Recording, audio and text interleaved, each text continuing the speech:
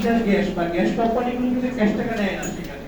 হঠাৎ করে যদি প্রতি টনের মধ্যে 5,000 টাকা অতিরিক্ত চাপ এসে পড়ে, এই চাপটা সহ্য কিন্তু আমি আমার যে বায়ার যিনি আছেন, যে পারচেস করবে, তার কিন্তু সে ক্ষমতা নেই। কিউমুলেটিভলি আরো অন্যান্য ক্ষেত্রে, বিশেষ করে আমাদের স্টিল ফ্যাক্টরিতে না শুধু, আরো বিভিন্ন জায়গায় স্টিলের বিভিন্ন জায়গায় আরো কিছু বিদ্যুতের ব্যবহার আছে। এগুলো ছাড়াও চিটাগাং পোর্টে আপনাদেরকে যেহেতু ভাইবৃন্দ, সাংবাদিক ভাইবৃন্দ আপনাদেরকে পেয়েছি, চিটাগাং পোর্টে আমরা সেখানে কিন্তু ল্যান্ডিং চার্জ বাড়িয়েছি, সেখানে রিভার ডিউজ বাড়িয়েছি, এবং সেখানে কিন্তু রিভার ডিউজ ল্যান্ডিং চার্জ বাড়ানোর পরবর্তীতে এবং ইতিমধ্যে ফুয়েল অয়েলের প্রাইস যেটা নাকি বেড়েছে, জ্বালানি মূল্যের দাম, অর্থাৎ যে আমাদের ডিজেল অয়েল যেগুলো দাম বেড়েছে, এটা বাড়ার কারণে কিন্তু আমাদের অ্যামাজন আরো প্রায় 3,000 টাকার মতো কস্ট বেড়ে গেছে। সর্বসাকুল্যে প্রায় 5,000 টাকার মতো আমাদের কস্ট কিন্তু বেড়ে যাচ্ছে। এবং আমরা শুনতে পাচ্ছি যে আগামী বাজেটে, আগামী 11 তারিখে যে বাজেট ঘোষিত হবে, সেখানে নাকি আমাদের উপর আবার নতুন করে কিছু ট্যাক্স চাপানো হবে বা ভ্যাট চাপানো হবে, যেখানে স্টিল ফ্যাক্টরিগুলো আমাদের ক্ষমতা যেখানে 1,20,22,00,000 টন, আমরা সেখানে 50 লক্ষ টন আলু সেল করতে পারছি না।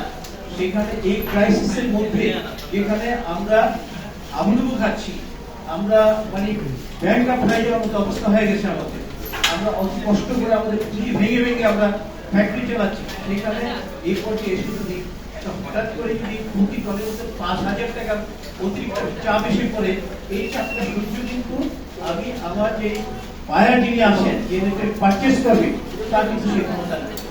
অর্থাৎ যে আমার কাছ থেকে কিনবে, তার কিন্তু সেই ক্ষমতা নাই যে 5,000 টাকা বেশি কিনবে। যে নাকি আপনার 90,000 টাকা দিয়ে বা 25,000 টাকা দিয়ে একজন মাল পারচেস করে, তার কিন্তু একটা বাজেট আছে। ওই বাজেট যদি তার ঠিক থাকে, আপনার সেই 1 কোটি টাকা, কিন্তু এটা বাড়বে তখন তার বাজেটে আরো 10 লক্ষ টাকা প্রয়োজন হবে, তখন তাকে অটোমেটিকলি কাজ বন্ধ করে দিতে হবে।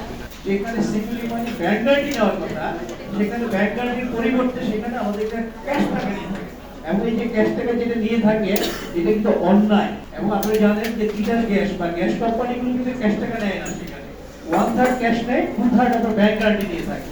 আমরা সেটার ব্যাপারে কথা বলছি এবং বিএসসি বলছি, এই যে আমাদের সিকিউরিটি মানিটা সেখানে রয়ে গেছে, আমাদের সিকিউরিটি মানিটা হয় ফেরত দেব, আমরা ব্যাংক গ্যারান্টি দেই, অথবা আমরা এই সিকিউরিটি মানি ওনারা রেখে যে প্রফিটটা করছে, সেই প্রফিটটা যেন আমাদের বিলের সাথে সমন্বয় করে।